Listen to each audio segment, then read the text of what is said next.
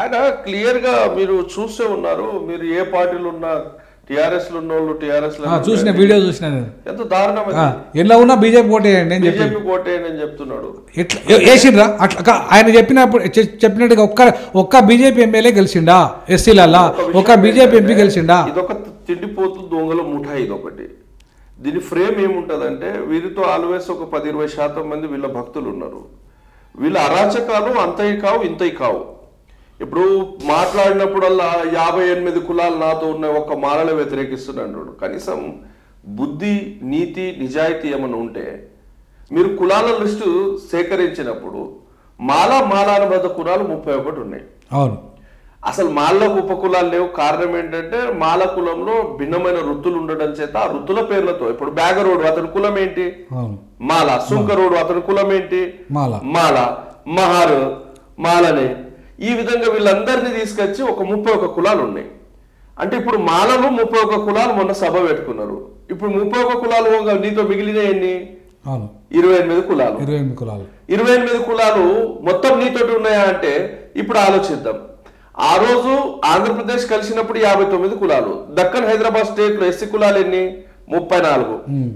34లో 31 తీస్తే నీ వెనకాల ఉన్న ఎన్ని కులాలు? ఇంకా 34 31 తీస్తే 3 కులాలే ఉంటాయి. 3 కులాలే ఉన్నాయి. ఈయనేమో 58 కులాల ఓనర్ అయినట్టు 58 కులాలు మొత్తం నాతో ఉన్నాయని మీడియా ముఖంగా ఎంత పచ్చి అబద్ధాలు చెప్తున్నాడంటే నేను ఏమంటున్నా, ఇప్పటిదాకా ఈ అబద్ధాల పునాదుల మీద ఏ ఉద్యమైనా మాలలు కానీ మాదిగలు కానీ వాళ్ళు నిజాయితీగా లేకపోయిన కారణంగా ఈ సమస్యకు పరిష్కారం అయితే లేదు. ఇవాళ సమస్య ఒకటైతే పుండొకటైతే మందొకటి పెడుతున్నారు. ఇవాళ సమస్య కులం కాదు ప్రాంతం అని చెప్పేసి నేను మొదటి నుండి చెప్తున్నాను. ఈ సమస్యకు మూలాలు 371Dలో ఉన్నాయి, 341లో లేవని చెప్తున్నాను. 371D 3 రోజులలో పరిష్కారం అయిపోతుంది. అది ఎట్లా? క్యాబినెట్ కూర్చోవాలి, రాష్ట్ర క్యాబినెట్ తీసుకోవాలి, కేంద్ర క్యాబినెట్ పంపాలి, కేంద్ర క్యాబినెట్ నిర్ణయం తీసుకోవాలి, రాష్ట్రపతి పంపాలి, అయిపోతుంది. ఇది 371Dలో మా విద్యా ఉద్యోగ రంగాల్లో వాళ్ళకి ఆ విద్యాలయం అయితే ఆల్రెడీ ఉంది అనుకోండి. ఉద్యోగ రంగాల్లో 371 ప్రకారంగా జిల్లాను యూనిట్ చేసుకొని జోనల్ సిస్టంలో ఏవైతే ఉద్యోగాలను పంచుకోవచ్చు. ఆ పంచుకునే విధానంలో ఇవాళ 15% జనాభా దామాష పద్ధతిలో వాళ్ళకి ఇచ్చుకుంటే అయిపోతుంది. జిల్లాని యూనిట్ చేసుకొని ఒక జిల్లాలో మాలలు ఎక్కువ ఉండొచ్చు, ఒక జిల్లాలో మాదిగలు ఎక్కువ ఉండొచ్చు, ఒక జిల్లాలో ఉపకులాలు ఎక్కువ ఉండొచ్చు. ఎక్కడ ఎవరు ఎక్కువనా కూడా వాళ్ళ జనాభా ఆధారంగా వాళ్ళకి పంచుకుంటే ఈ సమస్య ఈజీగా ఒక 3 రోజులలో పరిష్కారం అవుతుంది. వరకు నేను ఒక మాట అడుగుతాను. సరే, ఆయన 30 సంవత్సరాల నుండి గోల పెట్టాడు కాబట్టి దీని మీద ఎవరి వాట వాళ్ళది అనే ఒక ప్రస్తావన వస్తుంది. ఈ ప్రస్తావనకు నాకు ఒక విషయం చెప్పండి. రిజర్వేషన్ యొక్క డెఫినేషన్, రిజర్వేషన్ యొక్క మూలం ఏంటి? రిప్రజెంటేషన్. ఎవరైతే రిప్రజెంటేషన్ ఏ కారణం చేత వచ్చింది? అస్పృశ్యతను నిర్మూలించి సమానత్వం సాధించాలి, అంటరానితనం నిర్మూలించి సాధించాలి. ఇప్పుడు రిజర్వేషన్ లో రకరకాల పాలసీస్ ఉన్నాయి. గ్రూప్ పాలసీ ఉంది, ఇండివిజువల్ పాలసీ ఉంది, ల్యాండ్ పాలసీ ఉంది, స్కాలర్షిప్ పాలసీ ఉంది, ఎకనామిక్ పాలసీ ఉంది. ఇండివిజువల్ పాలసీస్ ద్వారా వెనుకబడినటువంటి కులాలకు అభివృద్ధి చేయాలని ఈవి చెన్నై జడ్జిమెంట్ లో చాలా స్పష్టంగా చెప్తున్నారు. మీరు దీన్ని వర్గీకరించడం అనేది ఒకడు వెనుకబడ్డాడని దాన్ని వర్గీకరించడం చేత జరిగే పరిణామం ఏంటంటే రాజ్యాంగబద్ధంగా ఒకడికి వచ్చే హక్కును మీరు నిరాకరించినట్లు అవుతుంది. ఈ వర్గీకరణ అనేది శాశ్వత పరిష్కారం కాదు. నేనేమంటానంటే ఇప్పుడు డ్యూయల్ పాలసీని ఎట్లా వర్గీకరిస్తారు అంటున్నా. నేనేమంటానంటే వర్గీకరణ అనే పదం ఇలా అవసరం లేదంటున్నా. ఇప్పుడు బాబాసాహెబ్ అంబేద్కర్ ఎందుకు ఇచ్చాడు పర్పస్? రిప్రజెంటేషన్ లేదు ఇలా. నీకు పలాని ఇప్పుడు పలాని కులాలకు రిప్రజెంటేషన్ లేదు, ఏమి ఉద్యోగంలో లేదు రిప్రజెంటేషన్. దానికి ఇప్పుడు 59 కులాలు ఇవాళ 57 మోస్ట్ బ్యాక్వర్డ్ కులాలకు బైరి వెంకటేష్ ఉన్నాడు టీచర్. ఆయన ఏమంటుంటే ఇప్పటిదాకా దొబ్బి తిన్నది మాలలు మాదిగలే మాయి, మాకు అసలు అవకాశాలే రాలేదు. కాదు చెప్పేది వినండి. ఆ బైరి వెంకటేష్ 57 కులాలకి ఇక నాయకత్వం వహిస్తూ చెప్తున్నాడు ఆయన. అంటే అర్థమైంది, ఇవాళ మేము మాదిగలమై ఉండి మేము ఎవరైనా రానియము, ఆ డక్కలను మా ఇండ్లకు రానియము. మా ఊరవతల ఆయన అంటే మా ఇంటి పక్క అవతల అంటే ఉండి అడక తింటాడు చెప్పతోని. అవునా? ఇప్పుడు ఆ డక్కలలో కూడా ఏమంటారంటే మాకేం అవకాశాలు అని తెలియని మాదిగలు అంటున్నారు. అవునా?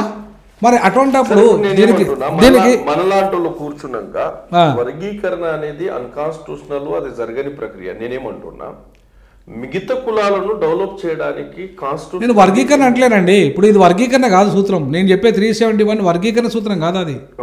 అది వర్గీకరణ సూత్రం అని ఎవరు అన్నారు? అది ప్రాంతాల వారీగా ఎవరికైతే అన్యాయం జరిగింది, జిల్లా, ఇప్పుడు జిల్లా అంటే ప్రాంతమే కదా, ప్రాంతాల వారీగా ఈ జిల్లాలో మాకు ఈ వాటా రాలేదు, మా ఈ కులాలకి వాటా రాలేదు, దాన్ని మాకు ఇవ్వమంటున్నాం. జిల్లాలో ఆ జిల్లాలో ఎవరైతే రిజర్వేషన్ ఫలాలు ఉన్నాయో ఆ రిజర్వేషన్ ఫలాలు మాకు రాలేదు, మాకు ఇవ్వండి అని చెప్పేసి జిల్లా కలెక్టర్ ఆధ్వర్యంలో అది నిర్ణయం తీసుకోవాలి. అంటే ఓవరాల్గా రాష్ట్ర ప్రభుత్వం తీసుకునే నిర్ణయాన్ని జిల్లా కలెక్టర్ అమలు చేస్తాడు. ఇప్పుడు ఉపకులాలు మాదిగలు దోచుకున్నారు అంటున్నారు. కృష్ణమాదిగ మాలలు దోచుకున్నారు అంటున్నారు. వాస్తవానికి కృష్ణమాదిగ వేయించిన కమిషన్ ఉషా మెహ్రా. అవును, మీరు చదవండి. ఇది పాయింట్ ఏంటి? 54 పేజీలో 54 పేజ్ ఈ పాయింట్ ఫస్ట్ పాయింట్ ఈ అండర్లైన్ చేసింది title. So Madiga community is better than మాలా. అంటే కృష్ణమాదిగ భాషలో ఎవరు దోపి తిన్నట్టు? అంటే మాదిగ కమ్యూనిటీ. అవును కదా, అంతే కదా. విషయం ఇంకోటి చెప్తా. మన కమ్యూనిటీస్కు జ్ఞానం లేక ఈ గారడి మాటలు, కృష్ణమాదిగ గారడి మాటలు విని అదే నిజం అని చెప్తున్నారు. మీలాంటి ఇంటలెక్చువల్స్, మేధావులు చెప్పే మాటలు వాళ్ళకి అర్థం అవ్వట్లా. లెదర్ ఇండస్ట్రీ కార్పొరేషన్కు 5,000 ఎకరాల భూమిని కేటాయించారు. నాకు తెలిసి ఈ దేశంలో 1262 ఎస్సీ కులాలు ఉంటే సింగిల్ కమ్యూనిటీకి అంత పెద్ద సంపత్తిని ఏ రాష్ట్ర ప్రభుత్వం, ఏ కేంద్ర ప్రభుత్వం ఎక్కడ ఇవ్వలేదు. మాదిగలకు అంత పెద్ద సంపత్తిని ఇచ్చింది. మీరు 1974లో లిడ్ క్యాప్ ఇండస్ట్రీ కార్పొరేషన్ ఏర్పాటైంది కదా, 74 నుండి నేటి వరకు 1000 కోట్ల బడ్జెట్ దానికి రిలీజ్ అయింది. ఇప్పుడు కృష్ణమాదిగ భాషలు చెప్పాలంటే మాదిగలు 1000 కోట్లు దోచుక తిన్నారని అంట. నేను అనను అట్లా. నేనేమంటున్నానంటే, నేను రాజ్యాంగ ప్రేమికునిగా కార్పొరేషన్ నిధులు దక్కినాయి, మాదిగలు అభివృద్ధి చెందడానికి అనేక రకాల అంశాలు దొరికినాయి, 5,000 ఎకరాల భూమి దక్కింది. ఈ భూమి ఎటు పోయింది? ఆ భూమిలో 60% భూమి కృష్ణమాదిగ దగ్గరుండి మల్టీనేషనల్ కంపెనీకి లీజ్ ఇప్పించాడు. ఈ విషయం తెలుసా మీకు? నాకు తెలియదు. ఆ భూములన్నీ లీజ్ ఇప్పించింది కృష్ణమాదిగనే. ఎవరికి? మల్టీనేషనల్ కంపెనీస్ కి. 60%. 5,000 ఎకరాల భూమి ఎక్కడ పోయిందండి? 5,000 ఎకరాల భూమి ఆలోచించిరా? లెదర్ ఇండస్ట్రీ కేటాయించి నా దగ్గర జీవో ఉంది. కార్పొరేషన్ ఏర్పాటు చేసిన 5,000 ఎకరాల భూమికి నా దగ్గర జీవో కాపీస్ అవన్నీ అవైలబుల్ ఉన్నాయి. ఉషా మెహ్రా కూడా ఏమంటుందంటే, వీళ్ళకు సపరేట్ లెదర్ ఇండస్ట్రీ కార్పొరేషన్ ఉండడం చేత వీళ్ళు అత్యధికంగా అభివృద్ధి చెందారు. రాష్ట్రంలో అన్ని కులాల కంటే మాదిగలే అభివృద్ధి చెందారు. నేను సంతోషంగా దాన్ని యాక్సెప్ట్ చేస్తా. నేను రాజ్యాంగ ప్రేమికుని. ఒక కులం డెవలప్ అవ్వాలంట. కృష్ణమాదిగ భాషలు చెప్పాలంటే మాదిగలు దొబ్బి తిన్నారనాలి, నేను మాదిగలు దోచుక తిన్నారనాలా. కార్పొరేషన్ నిధులు రాష్ట్ర ఏర్పాటు తర్వాత 80% మాదిగలే తీసుకున్నారు. పిడమర్తి రవి ఆర్మూర్లో ఒక సభలు ఏమంటాడంటే, నేను మాదిగలకి ఇస్తా, మాళ్ళకి ఏం చేసుకుంటారో చేసుకోని ఒక స్టేట్మెంట్ ఇచ్చాడు. అయినా మేము రియాక్ట్ అయ్యామా? కాలేదు. మిగతా పథకాలు పంపిణీ విషయంలో మీరు దళిత బంధు అయిన 80 to 90% మాదిగలకే దక్కింది. 3 ఎకరాల భూమి 90% మాదిగలకే దక్కింది. డిక్కీ పేరు మీద మొత్తం మాలలే తీసేసుకున్నారు 500 కోట్ల రూపాయల అని చెప్పేసి మాదిగలు అంటున్నారు కదా. డిక్కీ పేరు మీద మాలలు మాదిగలు, అది డిక్కీ అనేది నిజంగా చెప్తా 2 కులాలకు న్యాయం చేసే సంస్థ కాదు అది. నేను దాన్ని స్టడీ చేశాను. ఎవరికి ఇస్తారు సార్? మీరు వెళ్ళేసి అసలు ఏ బ్యాక్గ్రౌండ్ లేనటువంటి ఒక మాల మాదిగడు పోయి సార్ నాకు లోన్ అంటే ఇస్తారు వాళ్ళు? మినిమం 30% మార్జిన్ మనీ మనం ముందుగా బేర్ చేసుకోవాలా. బేర్ చేసుకున్నప్పుడు ఆయన ఏం చేస్తాడు? ఆ కార్పొరేషన్ నిధులనే ఏం చేస్తాడంటే బ్యాంక్ కన్సల్ట్ పెడతాడు తప్ప అతనేమి ఇచ్చేది కాదు, అతనికేం నిధి వచ్చేది కాదు. డిక్కీకి సపరేట్ నిధి వచ్చిందని ఎవడు చెప్పిండు మీకు? అంటే ఇప్పుడు వాళ్ళ తప్పుడు ప్రచారం తప్ప అందులో ఏ నైతికత లేదు, ఏ నిజాయితీ లేదు. ఇక్కడైతే ఇది తప్పుడు ప్రచారం కాదు కదా. ఉషా మెహ్రాకు కమిషన్ ఏపించింది మీరు కదా. ఉషా మెహ్రా క్లియర్ గా డాటా సేకరించే కదా చెప్తున్నది. నేనేమంటున్నానంటే, ఈ భాషలు మనం వాడకుండా మనం ఏం చేస్తున్నాము? ఇప్పుడు 2 కులాల మధ్య ఒక వైరుధ్య వాతావరణం ఏర్పడింది. మీలాంటోలే కదా నాకు సజెస్ట్ చేసింది 2014లో అసలు ఈ వర్గీకరణ పంచాయతీ చెప్తా అని మొండుగా నేను రెడీ అయితే, వద్దు కామ్లే, మనం ఖచ్చితంగా రాష్ట్ర విభజన అయింది, మెజారిటీ సంఖ్యలో మనం ఉన్నాం, ఈ దేశంలోని అత్యంత చైతన్యవంతమైన కులాల్లో మాలమాదిగలు ఉన్నారు, మనం రాజకీయంగా ఐక్యమేద్దాం, మనం రాజకీయ వాటాను దక్కుదాం, రాజకీయంగా మన రిప్రజెంటేషన్ను మనం సవాల్ చేద్దాం. అని ఇలాంటి వాళ్ళు చెప్తేనే కదా ఆగింది. ఖచ్చితంగా చేయాలి. ఈ రోజు 2024 అయినప్పటికీ మళ్ళా అదే ఇష్యూ మాలమాదిగల మధ్య పంచాయతీ అవుతుంది కదా. కారణం ఏంటంటే ఈ సమస్యను పరిష్కారం కానియకుండా చేసి ఇవాళ మళ్ళీ మన మాలమాదిగల మధ్య పంచాయతీ పెట్టించి అగ్రవర్ణాలకు అధికారాన్ని అప్పచెప్పే కుట్ర ఇది.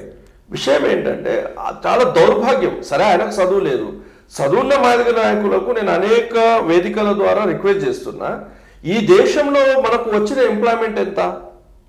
ఈ దేశంలో మొత్తం ఎంప్లాయ్మెంట్ మనం పరిశీలన చేసినట్లయితే 92% అన్ఆర్గనైజ్డ్ సెక్టార్ నుండి ఎంప్లాయ్మెంట్ ఉంది, 8% ఆర్గనైజ్ సెక్టార్. 8% లో 5% ఏమో ప్రైవేట్ సెక్టార్, 3% ఏమో గవర్నమెంట్ సెక్టార్. ఆ 3% లో 2% ప్రమోషన్ బేస్డ్ వెళ్ళిపోతే మిగిలింది 1%. ఆ 1% లో 0.5% general category and 0.5% reserved category. దేశము స్వతంత్రం వచ్చినప్పటి నుండి నేటి వరకు అమలైనటువంటి రిజర్వేషన్ ఎంత అంటే 0.2%. 0.5% లో కూడా సగం కూడా ఫిల్అప్ కాలే, 0.2% వచ్చింది. అంటే దేశ మొత్త సంపత్తిలో 99.8% సంపత్తి కేవలం సవర్ణ కులాలు దోచుకుంటా ఉంటే ఈ చదువు లేనటువంటి ఒక మూర్ఖుడు మాలలు దోచుకున్నారంటే ఏంటి? అదే కదా. ఇప్పుడు వాళ్ళు దోపిడీదారులు కాదు, అగ్రవర్ణాలు దోపిడీదారులు కాదు, వాళ్ళు కాదు, మాలలే దోపిడీదారులు. ఎందుకు మాలల్లో దోపిడీదారులు అవుతారంటే అంటే అగ్రవర్ణాల దోపిడీదారులు అంటే ఇవాళ మాలల దోపిడీదారులు కాకుండా పోతారు కాబట్టి మాలని టార్గెట్ చేయాలి. కాబట్టి అగ్రవర్ణాలను దోపిడీదారులుగా మనం ముద్ర వేయడానికి లేదు, జరుగుతున్నట్టు. కాబట్టి నేనేమంటానంటే ఇవాళ ఒకటి అంబేద్కర్ వాదులుగా మనం చేయాల్సింది ఒకటి ఇవాళ మీ ముందు కానీ నా ముందు కానీ బైరి వెంకటేష్ 57 కులాల ముందు కానీ బైరి వెంకటేష్ కూడా అదే చెప్పిన, మనం కొట్లాడడం మానేయాలి. మనం ఏదైనా ఉంటే కలిసి పంచుకునే విధానం ఉండాలి. కలిసి పంచుకునే విధానం వర్గీకరణ కాదు. Law of addition is Ambedkarism, కలపడం. Law of division is Brahminism. మనం ఎటువైపు ఉందాం? ఇప్పుడు మందకృష్ణ బ్రాహ్మణిజం వైపు ఉన్నాడు, మనల్ని విడగొట్టే వైపు ఉన్నాడు, విచ్ఛిన్నకారుల వైపు ఉన్నాడు ఆయన. మనము ఎటువైపు ఉండాలి? సమైక్యవాదం అంబేద్కర్ వాదం వైపు ఉండాలి. కాబట్టి మనం కలిసి ఉండాలంటే ఏం చేయాలి? అన్నదమ్ములు కలిసి ఉండాలంటే వాళ్ళ భూమి కానీ వాళ్ళ కుటుంబాల ఇల్లు కానీ పంచుకునే విధానంలో పంచుకోవాలి. అన్నదమ్ములు ఖచ్చితంగా ఏ కుటుంబమైనా పంచుకోవాల్సిందే కదా. అట్లనే రిజర్వేషన్లలో కూడా ఏదైనా మాలలకు కానీ ఇంకా ఇతర కులాలకు కానీ ఎవరికైనా కూడా ఏ కులంకైనా సరే రిప్రజెంటేషన్ రాలేదు అని ఏం జరిగింది అన్నప్పుడు దాన్ని కూర్చొని మన అన్నదమ్ములాగా కూర్చొని ఆ సమస్యకు పరిష్కరించుకొని సింపుల్ పద్ధతి 371D. ఆ పద్ధతిని మానేసి 341 సవరించమని 30 ఏళ్ళు సాధ్యం కాని విషయాన్ని మనం కూడా రుద్ది మాలమాదిగలను శత్రువులను చేసేసి ఇవాళ దానికి అంత కారణమైంది ఎవరు? మందకృష్ణ మాదిగ. ఇవాళ కళాకారులు వాళ్ళకి అవమానించద్దు, కళకు ఒక పవర్ ఉంది. కళాకారులను మనం అవమానించద్దు కానీ సరే అట్లాంటి వాళ్ళు కొంతమంది ఉండొచ్చు. ద్వేషంతో ఎంత దారుణమైన పాటలు అవి. ఏమని అసలు ఆ పాటలు వినాను నేను అసలు. ఎందుకంటే నాకు ఆ పాటలు పాడేవాళ్ళన్నా లేకపోతే ఆటలు ఆడేవాళ్ళన్నా పాడేమనేటోడికి ఎంత బుద్ధి లేకుండాలా, పాడేటోడికి ఎంత సిగ్గు లేకుండాలా, ఎంత దారుణమైన పాటలు అవి. ఏమండి ఇప్పుడు నేనేమంటాను, నాకు ఈ పాటలు పాడేటోళ్ళ మీద ఈ ఆటలు ఆడేటోళ్ళ మీద అంటే పూర్తి స్థాయిలో నాకు గౌరవం ఉంది. కళ అంటే ప్రజల కోసం అది నేను కానీ దాని క్యారెక్టర్లెస్ వాళ్ళ చేతిలోకి పోయిన తర్వాత, కాన్సెప్ట్ లేని వాళ్ళ చేతిలో పోయిన తర్వాత దానికి అర్థం లేకుండా పోయింది. కళల కోసం కాదు, అది కళ స్వార్థం కోసం అనేది పోయింది. కాబట్టి ఈ స్వార్థపరులు పాడే పాటగా నేను దాన్ని అంగీకరించాను. కళ సమాజం కోసం, సమాజ హితం కోసము నువ్వు పాడుతున్నావు అంటే దాన్ని అంగీకరిద్దాం.